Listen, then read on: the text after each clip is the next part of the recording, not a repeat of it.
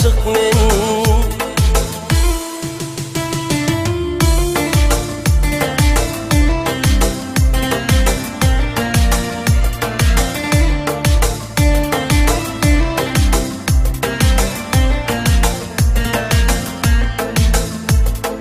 Gülüm gitme menden uzaklara, yalnızlıkta sensiz kalırım men.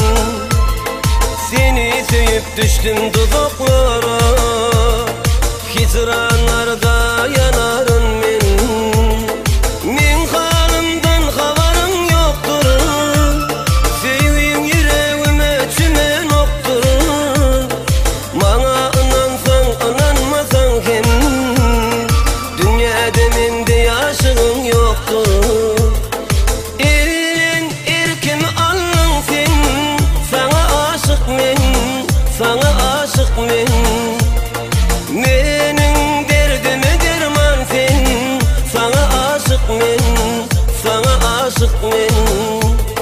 Menin erkimi alın sen, sana aşık men, sana aşık men.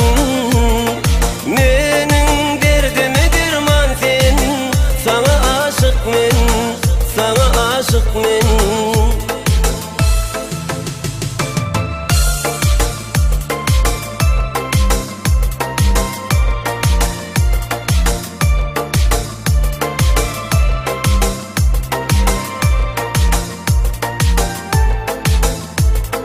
Geceler bakıp yıllara, senin güzel keşfini görüyerin.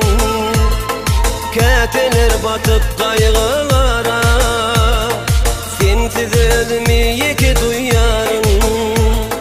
Canım beni böyle kösendürme, taş deyip üstüme basıp yürüme. Men seni şeyle bir söyyenle canım, sen onun yüreğimin törünü. Elin erkimi alın sen, sana aşık men, sana aşık men. Menin derdime derman sen, sana aşık men, sana aşık men.